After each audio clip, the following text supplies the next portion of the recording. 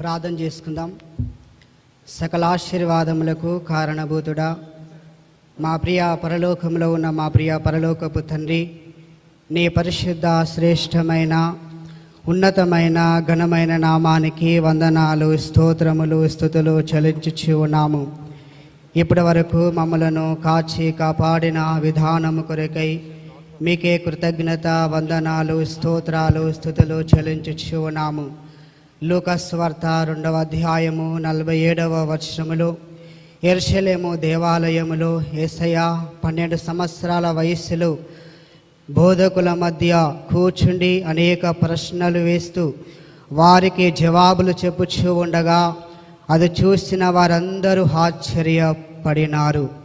ప్రభువా, మీరు మమ్మల్ని ఈరోజు వాడుకోమని ప్రార్థన చేయించి ఉన్నాను.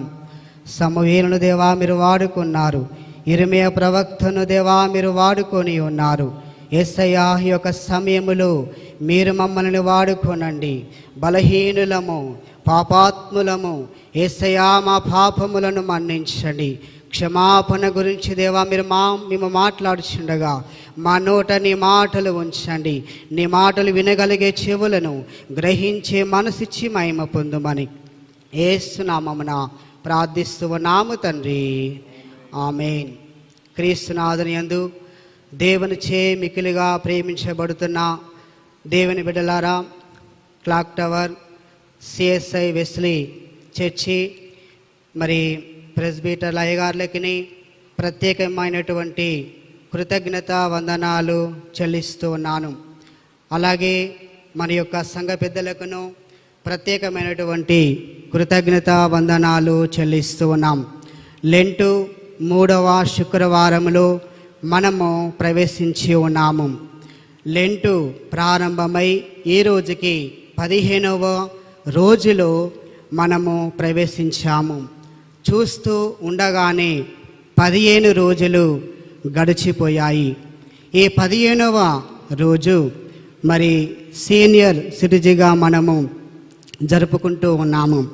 మనము అందు నిమిత్తమై చదువుకున్నటువంటి లేఖన భాగాలలో మొదటి బైబిల్ పాఠముగా ద్వితీయోపదేశకాండము 31వ అధ్యాయము 22-23 వచనాలు చదువుకున్నాము.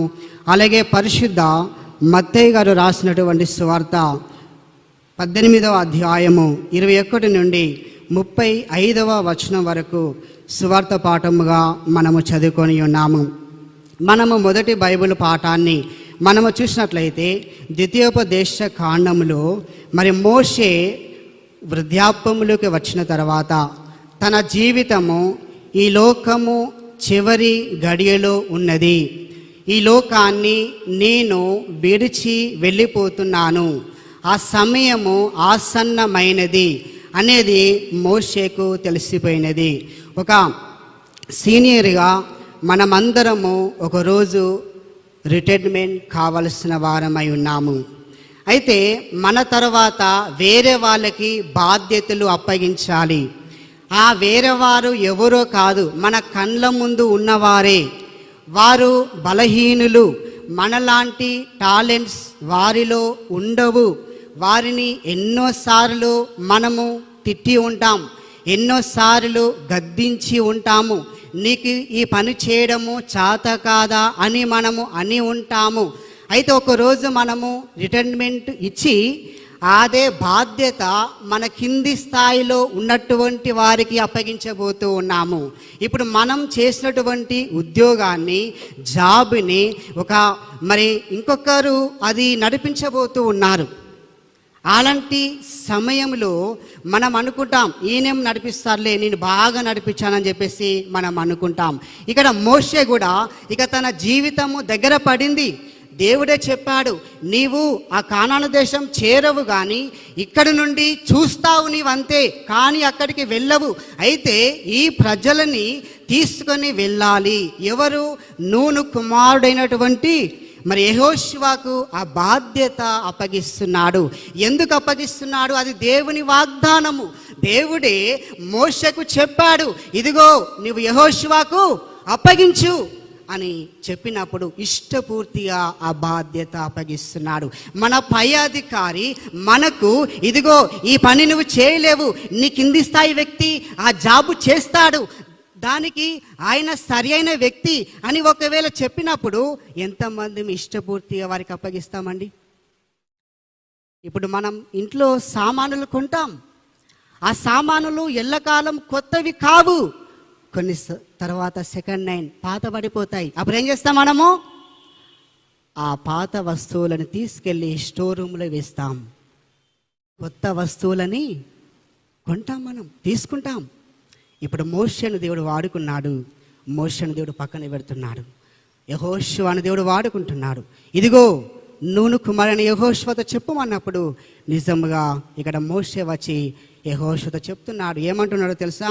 మనం ద్వితీయోపదేశ కాండము 31వ అధ్యాయము మనము 23 చూస్తే అక్కడ అంటున్నాడు, నూను కుమారుడైన యెహోషువకు ఇలాగూ సెలవిచ్చెను, నీవు నిబ్బరము కలిగి ధైర్యముగా ఉండము, నేను ప్రమాణపూర్వకముగా వారికిచ్చిన దేశమునకు ఇజ్రాయేలీయులను నీవు తోడుకొని పోవలెను, నేను నీకు తోడయుందును అని చెప్పేసి ఇక్కడ జ్ఞాపకం చేస్తున్నారు. మనం కార్యం చేయాలంటే మన సొంత తెలివి, సొంత జ్ఞానము ఏమీ పనికిరావు. దేవుని కృప కావాలి, దేవుని తోడు కావాలి. ఇక్కడ యెహోషువకు దేవుని యొక్క తోడ్పాటు ఉంది. నేను నీకు తోడుగా ఉంటాను కనుక నిబ్బరము కలిగి ధైర్యముగా ఉండు, నీవు హదరియా పడకు అని చెప్పేసి ఇక్కడ యెహోషువతో మాట్లాడుతున్నట్లుగా మనము చూస్తున్నాం. ప్రియమైనటువంటి దేవుని బిడ్డలారా, కనుక మన వృద్ధాప్యంలో ఉన్నటువంటి మనము కొంతమంది ఉద్యోగాలు చేసి రిటైర్మెంట్ అయిన వాళ్ళు ఉన్నారు, కొంతమంది రిటైర్మెంట్కి దగ్గరలోకి వచ్చినటువంటి వారు కొంతమంది ఉండి ఉన్నాము. ప్రియ దేవుని బిడ్డలారా, అయితే యెహోషువకు ఏ రీతిగా బాధ్యత అప్పగించగా మరి దేవుని తోడ్పాటుతో ఆ బాధ్యత నెరవేర్చి ఉన్నాడు. మనము కూడా ఎలా నెరవేరుస్తామంటే దేవుని యొక్క తోడ్పాటు ద్వారానే మనము నడిపిస్తామన్న విషయాన్ని జ్ఞాపకం చేస్తున్నారు. ఇక్కడ యెహోషువ ఎక్కడికి? కానాను దేశానికి ప్రజల్ని తోడుకొని పోతూ ఉన్నాడు. ఇప్పుడు మనం ఏ దేశానికి వెళ్ళాలి? మనము ఏ దేశానికి ప్రయాణం చేయాలి? మనము పరలోక దేశానికి. మనం పరలోక పౌరులం, మనం పరలోక దేశానికి మనము గురి కలిగి మనము ఉన్నాము. ఈ విశ్వాస యాత్రలో మనమందరం పరలోకం చేరాలని ఆశపడుతున్నాం కనుక మన దేశం పరలోక దేశం, మనం చేరవలసింది పరలోక దేశానికి మనము వెళ్ళి ఉండాలి. ఇక సువార్త పాఠాన్ని మనం చూసినట్లయితే చక్కగా క్షమాపణ గురించి మనకు అక్కడ దేవుడు జ్ఞాపకం చేస్తూ ఉన్నాడు. ఆ సమయమున పేతురు యేసు దగ్గరికి వచ్చి, ప్రభువా, నా సహోదరుడు నా ఎడల తప్పిదము చేసినప్పుడు నేను అతన్ని ఎన్నిసార్లు క్షమించాలి అని చెప్పేసి అక్కడ అడుగుతూ ఉన్నాడు. ఒకసారి క్షమించాలా, 2 సార్లు క్షమించాలా, 3 సార్లు క్షమించాలా అని ఎందుకు అడుగుతున్నాడంటే ఆమోసు గ్రంథము 1వ అధ్యాయము 11వ వచనములో ఆమోసు ప్రవక్త ద్వారా దేవుడు వెల్లడిస్తాడు. ఇదిగో యోదేము 1, 2, 3 తప్పులు చేస్తే వారిని శిక్షించాలి అని ఆమోసు గ్రంథములో వ్రాయబడింది. కనుక పేతురు ధర్మశాస్త్రము తెలుసు, ప్రవక్తల గ్రంథాన్ని చదివినటువంటి వ్యక్తి పేతురు గనుక 3 సార్లు తప్పు చేస్తే శిక్షించాలి అని వ్రాయబడింది గనుక నా సహోదరుడు నా ఎడల తప్పిదము చేస్తే ఎన్నిసార్లు క్షమించాలి? 1 సారా, 2 సార్లా, 3 సార్లా, 4 సార్లా, 5 సార్లా, 7 సార్లా అని చెప్పేసి అడుగుతున్న సమయాలలో యేసయ్య ఏమంటున్నాడు? 1 కాదు, 2 కాదు, 3 కాదు, 7 సార్లు క్షమించాలి. 7 సార్లు, 70 సార్లు అయినా నీవు క్షమించాలి. అంటే నీ జీవితములో నీ సహోదరుడు ఎన్నిసార్లు తప్పిదము చేస్తే అన్నిసార్లు క్షమించుకుంటూ నువ్వు వెళ్ళాల్సినదే, నీవు లెక్క పెట్టడానికి వీలు లేదు. ఇది 1సారి, 2సారి, 3సారి, లాస్ట్ వార్నింగ్ అని మనం ఇస్తాం. ప్రియ దేవుని బిడ్డలారా, మనుషులుగా మనం వార్నింగ్ ఇస్తాం, ఎన్నిసార్లు చెప్పాలి అని మనం వార్నింగ్ ఇస్తాం. కానీ దేవుడు ఎన్నిసార్లైనా క్షమించేటువంటి దేవుడు. మన పాపాలు దేవుడు లెక్క పెడితే మనం ఉంటామా? ఇక్కడ ఎవరు కూడా పరిశుద్ధ మందిరములో ఉండరు. కనుక నీ సహోదరుడు నీ ఎడల ఎన్నిసార్లు తప్పిదం చేసినా అతన్ని క్షమించాలని చెప్పేసి ఇక్కడ జ్ఞాపకం చేస్తున్నాడు. ఇక్కడ ఒక ఉపమానాన్ని చక్కగా మనకు జ్ఞాపకం చేస్తున్నాడు. ఎందుకంటే మనందరికీ అర్థమయ్యే విధంగా చెప్తూ ఉన్నాడు. పరలోక రాజ్యము తన దాసుల యొద్ద లెక్క చూసుకొని కోరిన ఒక రాజును పోలి ఉన్నది. ఒక రాజు ఒక అతను చాలా డబ్బులు తీసుకొని ఉన్నాడు. ఆ డబ్బులు చెల్లించే స్తోమత, ఆ యొక్క స్థితి తనకు లేనప్పుడు ఆ రాజు ఏం చేశాడు, అతని కుటుంబ సభ్యులందరిని చెరసాలలో వేయించాడు. అప్పుడు అతను వచ్చి బ్రతిమలాడినాడు, క్షమించు, అయ్యో నీ రుణాన్ని తర్వాత మేము ఇస్తాము అని బ్రతిమలాడినాడు. మన యొక్క తెలంగాణ భాషలో మరి బాంఛన్ అనే స్థాయికి దిగి కాళ్ళు మొక్కి దయతో నన్ను క్షమించు అని చెప్పినప్పుడు వెంటనే ఆ రాజు అతన్ని క్షమించేశాడు. అతను భార్య పిల్లలు ఇంటికి వెళ్ళారు. ఇంటికి వెళ్ళిన తర్వాత తనకు వేరొక అతను ఒక 100 రూపాయలు అప్పున్నాడు.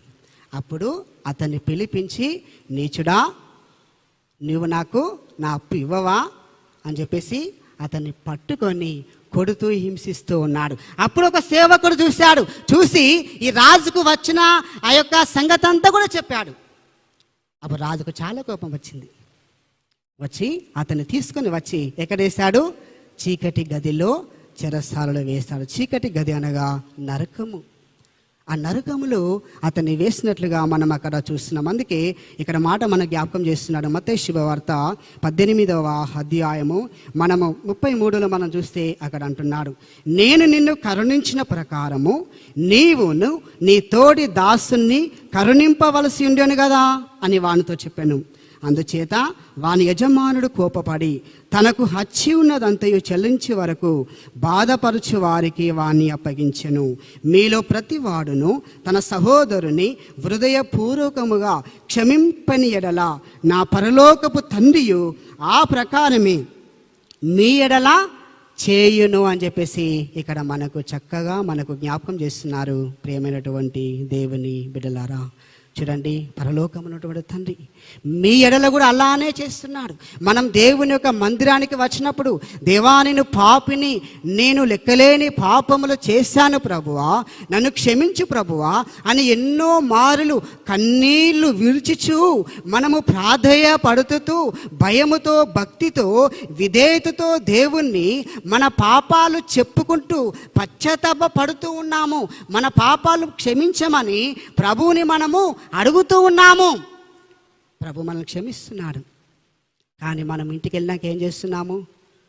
మన పని మనిషి, మనకు పేపర్ వేసేవాడు, లేకపోతే మన ఇంటి పక్కన, మన ఇంటి వెనుక, ఇంటి ముందు మన అన్నలు, మన అక్కలు, మన బావలు, మన మర్దన్లు, మన ఇంటి వాళ్ళ అన్నదమ్ముల మధ్యనే ఎన్నెన్నో గొడవలు. క్షమించే ఆ గుణము మనకు లేదు. ఎప్పుడో ఫంక్షన్లో కలుసుకుంటాం. ఇవాళ తిడితే ఎప్పుడు కలుసుకుంటాం? మళ్ళీ మన ఇంట్లో ఎవరైనా చనిపోవాలి, అప్పుడే కలుసుకుంటాం. అంత వరదనక పేడముఖమే. అక్క చెల్లల్లే, ఒక తల్లికి పుట్టిన బిడ్డలు 2 అక్క చెల్లల్లే, కానీ మాటలు లేవు. ఎందుకు? నువ్వు ఎక్కువ కట్నం తీసుకుపోయావు. అమ్మ నిన్నే ప్రేమిస్తుంది, నన్ను ప్రేమించదు, నాకేం డబ్బులు ఇవ్వలే, అడిగిన పొలాన్ని నీకే ఇస్తారు. ఇలాంటి విరోధం, అన్నదమ్ముల మధ్య భూమి పంచాయతీలు, కోర్టులో కేసులు, అడ్వకేట్ మనం ఎన్నిసార్లు మనం తిరగట్లేదు, క్షమాపణ లేదు మనలో. ఒక గుంట అన్నకి ఎక్కువ వేయింది అని మనం గొడవ చేయడం, ఆ గొడవలలో క్షమించే గుణము మనకు లేదు. ప్రియ దేవుని బిడ్డలారా, నేను నీ పాపాలు క్షమించాను, నీ తోటి వారి యొక్క పాపాలు నీవు క్షమించవా అంటున్నాడు. సామెతల గ్రంథము 19వ అధ్యాయము 11లో అంటున్నాడు. సామెతల గ్రంథము 19వ అధ్యాయము 11లో చూస్తే ఒక చక్కని మాట జ్ఞాపకం చేస్తున్నారు. ఒకని సబుద్ధి వానికి దీర్ఘశాంతం ఇచ్చును, తప్పులు క్షమించుట ఘనతనిచ్చును అని చెప్పేసి అక్కడ రాయబడి ఉంది. తప్పులు క్షమిస్తే ఏమొస్తుంది? ఘనత వస్తుంది. ఇక్కడ మనకు ఒక గౌరవం అనేది మనకు వస్తుంది. నేను ఎందుకు క్షమిస్తా? వాడే రావాలి, వాళ్ళే రావాలి, వాళ్ళే చెప్పాలి. ఒక క్రైస్తవునిగా ఒక మెట్టు మనము దిగి క్షమించు అని ఒక మాట మనము అనగలిగితే, నిజముగా ఒకరి ఎడల ఒకరము మనము క్షమించినట్లయితే మనకే ఘనత వస్తుంది. వీళ్ళు నిజమైన క్రైస్తవులు అంటే చూపిస్తుందా? ఇగో ఈ బిడ్డ, ఈ తల్లి, ఈ తండ్రి, ఈ అన్న, ఈ అక్క, ఈ చెల్లె ఇలా ఉన్నారు, క్షమించారు వీళ్ళు అని వేరే వారికి చెప్పగలరు. కనుక క్షమిస్తే మనకు క్రైస్తవునిగా ఘనత వస్తుందని చెప్పేసి మన జ్ఞాపకం చేస్తున్నారు. బైబిల్లో ఉదాహరణ ఒక వ్యక్తి ఉన్నాడు, యోసేపు. తెలుసు కదా మనకు. అన్నలు ఏం చేశారండి? యోసేపు వల్ల అన్నయ్యలు అతన్ని బావిలో పడివేయాలని చూశారు. చివరికి ఇష్మాయిలులకు అమ్మి వేశారు. సహించలేదు, అతని హృదయాన్ని గాయపరిచారు. సొంత అన్నలే, అన్నదమ్ములే అతన్ని గాయపరిచారు. ఓర్వలేదు. తండ్రి ఇతన్ని ప్రేమిస్తున్నాడు, ఇతనికి నిలువుటంగిని కుట్టించాడు, ఎక్కువ ప్రేమ అనురాగాలు పొందుతున్నాడు కనుక తండ్రికి దూరం చేయాలి, మన నుండి దూరముగా వెళ్ళగొట్టాలని చెప్పేసి నిర్ణయం తీసుకొని యోసేపును దూరముగా మరి వెళ్ళిపోవడానికి కారకులయ్యారు సొంత అన్నదమ్ములే. చూడండి, అద్భుత విధముగా అతను అమ్మివేయబడ్డాడు. మరి కానాను దేశానికి తీసుకొని పోబడ్డాడు. ఎన్నో కష్టాలు, ఎన్నో శ్రమలు వచ్చాయి. ఆ తర్వాత కానాను దేశానికి ఒక గవర్నర్ అయ్యారు. అయితే యాకోబు కుమారుల ప్రాంతంలో కరువు వచ్చింది, చాలా పెద్ద కరువు. ఆ సమయంలో తను చెప్పాడు, ఇదిగో అక్కడ పుష్కలమైన పంటలు ఉన్నాయి కనుక మీరు వెళ్ళండి అని చెప్పినప్పుడు అన్నలు అక్కడికి అందరూ కూడా వెళ్ళారు. వెళ్ళినప్పుడు యోసేపు వాళ్ళందరిని చూసినప్పుడు చాలా సంతోషపడ్డాడు. నా అన్నలు వచ్చారని. అదే ప్లేస్లో మనం ఉంటే ఏమనుకునే వాళ్ళం?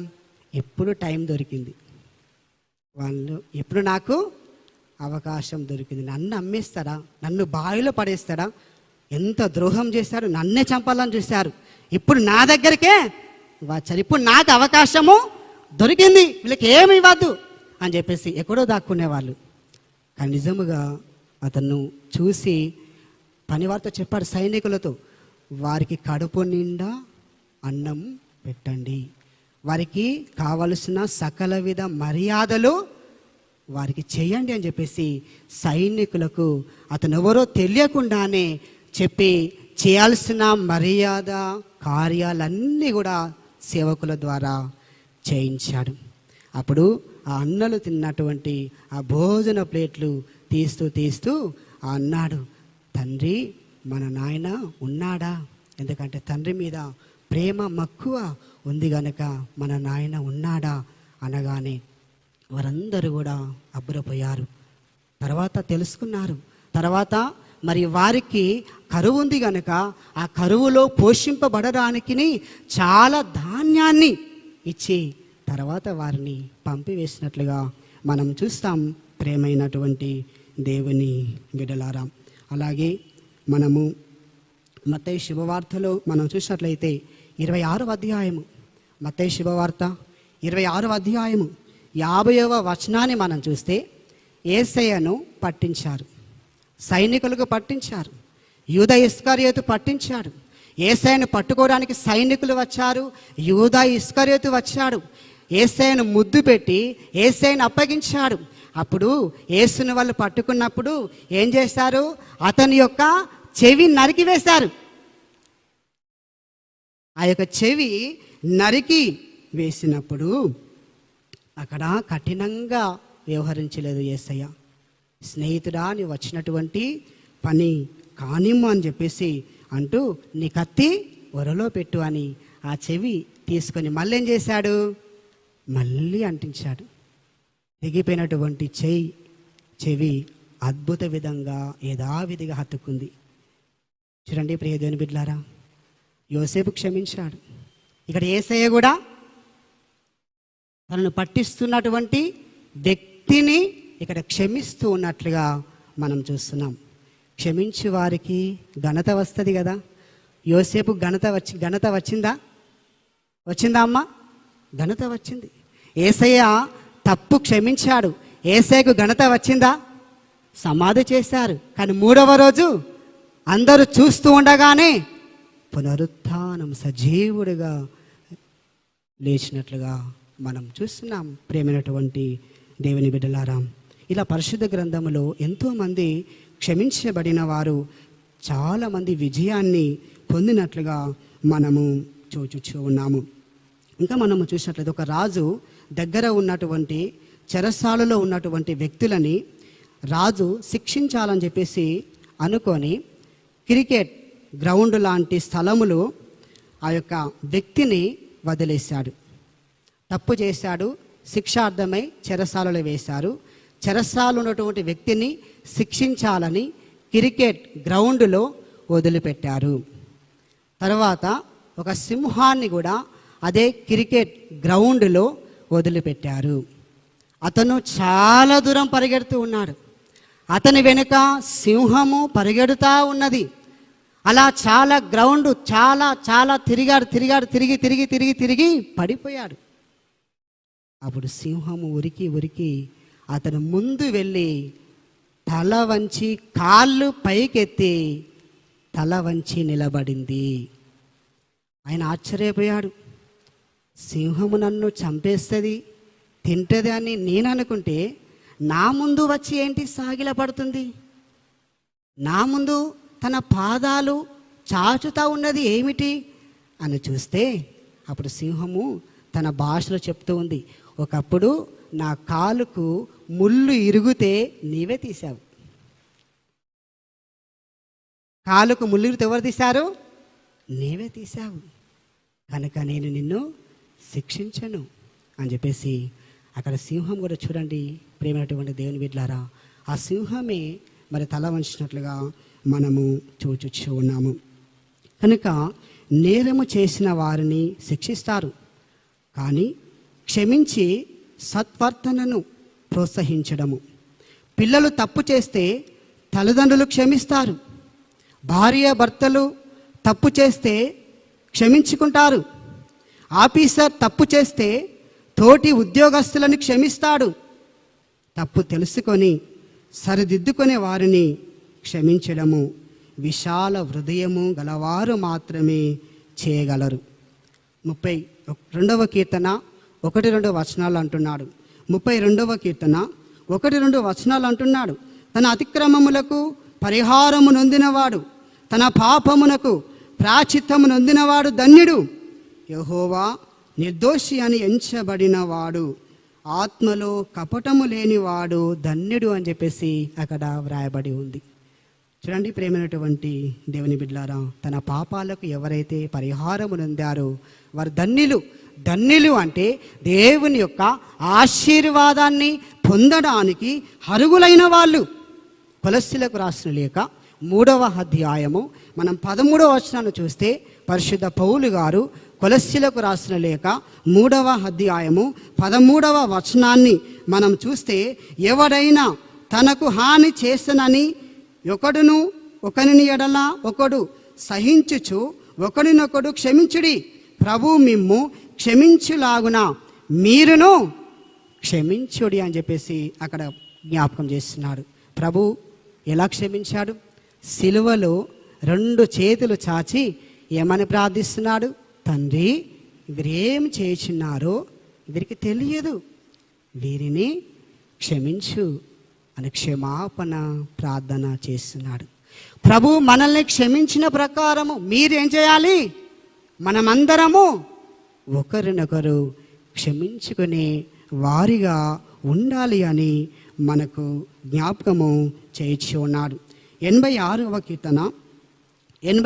కీర్తన 5వ వచనాన్ని చూస్తే అక్కడ అంటున్నాడు, ప్రభువా నీవు దయాళుడవు, క్షమించుటకు సిద్ధమైన గలవాడవు, నీవు కృపాస్యము గల వాడవు అని చెప్పేసి అక్కడ జ్ఞాపకం చేస్తూ ఉన్నారు. నరులను క్షమించడానికి నీవు సిద్ధంగా ఉన్నటువంటి ప్రభుడవు అని చెప్పేసి అక్కడ జ్ఞాపకం చేస్తున్నారు. 103వ కీర్తన 10-12 వచనాలు అంటున్నాడు. 103వ కీర్తనలో 10-12 వచనాలు అంటున్నాడు, మన పాపములను బట్టి మనకు ప్రతీకారము చేయలేదు, మన దోషములను బట్టి మనకు ప్రతిఫలము ఇయ్యలేదు అని చెప్పేసి అంటున్నాడు. భూమికి ఆకాశానికి ఎంత ఎత్తుగా ఉన్నదో తన యందు భయభక్తులు గలవారి ఆయన కృప అంత మెండుగా ఉంది అని చెప్పేసి అక్కడ జ్ఞాపకం చేస్తున్నాడు. పడమటికి తూర్పు ఎంత దూరమో మనకు మన పాపాలను అంత దూరముగా దేవుడు మరి తీసివేశారన్నటువంటి విషయాన్ని మనకు జ్ఞాపకం చేస్తున్నాడు. ఇక మొదటి యోహాను రాసిన పత్రిక 1వ అధ్యాయము 7లో మనము చూసినట్లయితే యేసు రక్తము ప్రతి పాపమును క్షమించును అని చెప్పేసి వ్రాయబడి ఉంది. ప్రియ దేవుని బిడ్డలారా, ఈరోజు మనం ఇప్పటి వరకు ఉన్నామంటే ఎందుకు రెండవ రాకడ రావడం లేదంటే యేసు రక్తము ప్రతి పాపము క్షమిస్తుంది. యేసయ్య ప్రేమామయుడిగా ఉన్నాడు. కరోనా వైరస్ ఈ విపత్తులు ఎన్ని వచ్చినా, అనేక దేశాలలో అనేక విపత్తులు కీడులు జరిగినప్పటికీ మనం సురక్షితంగా ఉన్నాము అంటే యేసయ్య ప్రేమామయుడు. ఆనాడు నినివే పట్టణము చూడండి, యోనా ప్రవక్త వెళ్ళి చెప్పాడు. అప్పుడు దేవుని యొక్క మాట విని అలుపులు అయితేనేమి, మరి ధనవంతులైతేనేమి, రాజు నుండి మరి పిల్లల వరకు అందరూ పశ్చాత్తాపపడి గోనెపట్ట పట్టుకొని ఉపవాసం ఉండి ప్రార్థించినప్పుడు వారిని కోపిస్తానటువంటి దేవుడు మనసు మార్చుకొని వారిని దీవించాడు. ఈ రోజుల్లో దేవుడు కూడా అనుకోవచ్చు, కానీ అనేక మంది చేసినటువంటి ప్రార్థన, అనేకులు మారినటువంటి ఆ మార్పును చూసి దేవుడు కూడా మనసు మార్చుకొని వైరస్లను దేవుడు తొలగిస్తున్నాడు. ప్రేమైనటువంటి దేవుని బిడ్డలారా, కనుక ఈ యొక్క 3వ శుక్రవారంలో విన్నటువంటి మనం క్షమాపణ గురించి మనం విని ఉన్నాం. కనుక శత్రువులు ఎక్కడో ఉండరు, ఢిల్లీలో ఉండరు, ఆస్ట్రేలియాలో ఉండరు, జర్మనీ దేశంలో ఉండరు, నీ పక్కనే ఉన్నారు, నీ ప్రక్కనే ఉన్నారు, నీ ఎదురుగానే ఉన్నారు, మన ఇంటి దగ్గరే ఉన్నారు, మన సొంత గ్రామంలో ఉన్నారు. క్షమించడానికి సిద్ధంగా ఉన్నామా? క్షమిస్తామా? ఈ లెంటులో ఉన్నటువంటి మనం దేవునికి ఇష్టం లేని కార్యములను మనం వదిలేద్దామా? మీ శత్రువులను ప్రేమించడి, మేము హింసించే వారి కొరకు ప్రార్థన చేయడి ప్రభు చెప్తూ ఉన్నాడు. పరులను క్షమించండి, మీరు క్షమించబడుదురు అని చెప్పేసి ప్రభు జ్ఞాపకం చేస్తున్నారు. అలాంటి కృప, అలాంటి ధన్యత దేవుడు మనందరికీ అనుగ్రహించునుగాక. ఆమేన్.